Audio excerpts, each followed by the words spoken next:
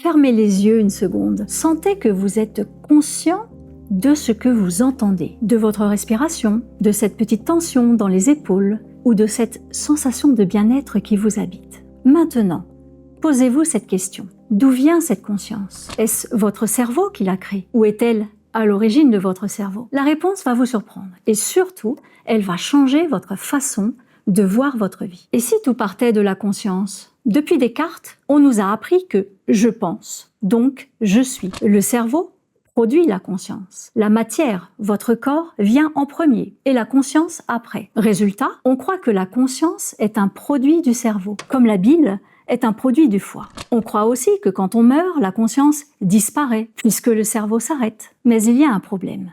Cette théorie ne tient pas face à l'expérience humaine. Comment expliquer que des personnes en mort clinique, donc avec un cerveau inactif, gardent une conscience claire, comme l'ont démontré des études en 2010? Pourquoi des méditants expérimentés peuvent ralentir leur activité cérébrale tout en restant pleinement conscients, comme Davidson l'a montré en 2003? Comment se fait-il que vous êtes conscient et que vous avez une conscience, mais que vous ne puissiez montrer votre conscience à personne? Et si on avait tout inversé? Et si la conscience n'était pas produite par le cerveau, mais en était le substrat? Un peu, si vous voulez, comme l'espace a donné naissance aux astres, et non l'inverse. C'est exactement ce que dit la phénoménologie. En Europe, avec Husserl, Merleau-Ponty, et en Orient, avec l'Abhidharma, qui est la philosophie bouddhiste. Elle dit que la conscience-énergie précède le corps. Cette conscience n'a ni forme, ni couleur, ni poids.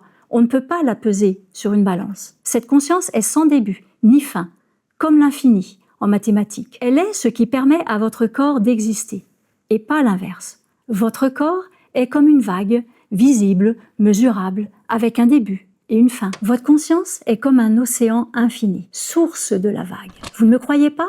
Eh bien, faites ce test. Fermez les yeux. Vous savez que vous existez. Vous en avez conscience. Portez attention, maintenant, à cette conscience d'exister. Essayez de localiser cette conscience d'exister. Est-elle dans votre tête? Dans votre cœur? Dans vos pieds? Eh bien, vous ne pouvez pas la localiser parce que elle est nulle part et à la fois partout. Votre corps, lui, vous pouvez le montrer du doigt. Votre conscience, vous ne pouvez pas le faire. Pourquoi?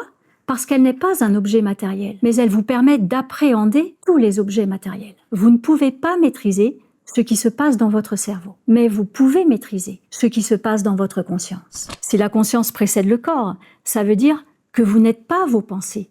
Elles viennent et partent comme des nuages. Ça veut dire aussi que vous n'êtes pas vos émotions. Elles passent comme des vagues. Et ça veut dire que vous n'êtes même pas votre histoire. Elle est écrite dans votre mémoire, pas dans votre essence. Vous êtes celle ou celui qui observe tout ça. La conscience pure, que l'on appelle libre, illimitée, est déjà parfaite. La conséquence de tout cela, eh bien, vous pouvez cesser de vous identifier à ce qui vous limite, vos peurs, vos doutes, vos traumatismes, parce que ces choses-là ne dépendent pas de votre corps ou de votre cerveau. Elles ne font que les utiliser pour s'exprimer. Si vous croyez que votre bonheur dépend du travail, d'une relation, d'un statut social, vous cherchez au mauvais endroit. Parce que ces choses-là sont dans le monde matériel, comme les vagues de l'océan. Vous vous souvenez?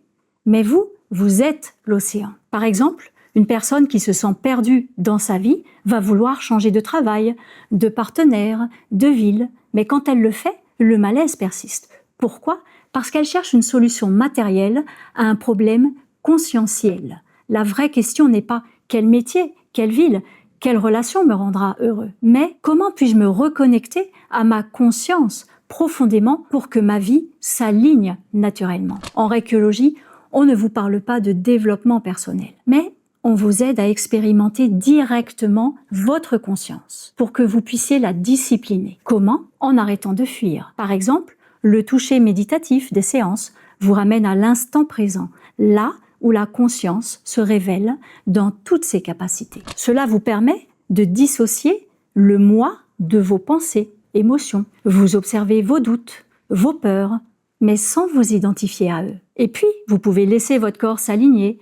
Quand la conscience fonctionne pleinement, le corps s'aligne dessus et se réorganise naturellement, avec, par exemple, moins de stress, plus de clarté. Résultat, vous ne cherchez plus votre place. Vous réalisez que vous l'occupez déjà, mais vous n'en étiez pas conscient. Vous ne luttez plus contre vos émotions.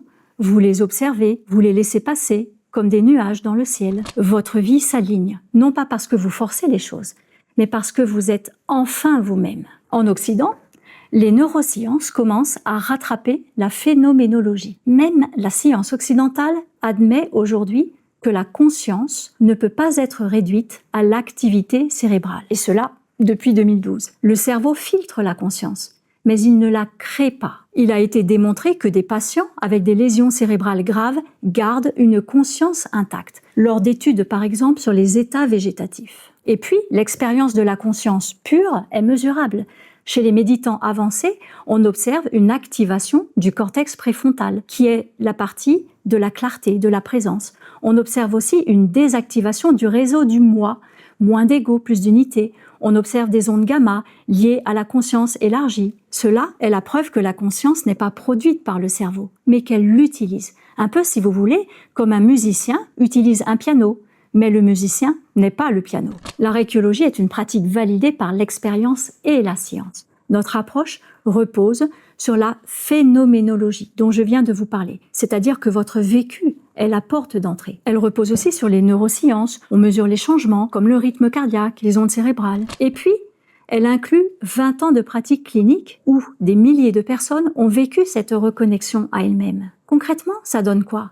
Eh bien déjà, on ressent moins de stress et on peut mesurer cela avec une baisse du cortisol. On a plus de clarté et ça se voit avec les ondes alpha, gamma. On a aussi une sensation de retour à soi, comme si vous aviez enfin retrouvé votre maison intérieure. Et voici la bonne nouvelle. Vous n'avez pas à devenir quelqu'un d'autre. Vous avez à redécouvrir qui vous êtes vraiment, profondément. Votre conscience, elle, est déjà là, illimitée, libre et parfaite. Votre corps et votre cerveau sont les outils qu'elle utilise pour pouvoir vivre cette expérience humaine. Donc, la question n'est pas comment puis-je me réaliser, mais comment puis-je cesser de me dénaturer et de m'oublier. Et c'est exactement ce que permet la rékiologie. Et si vous étiez déjà ce que vous cherchez, vous avez toujours senti en vous que quelque chose clochait sans savoir quoi, alors découvrez la rékiologie, la seule méthode qui part de votre conscience pour aligner votre vie. Et dites-nous en commentaire, à quel moment avez-vous senti que vous étiez vraiment vous-même?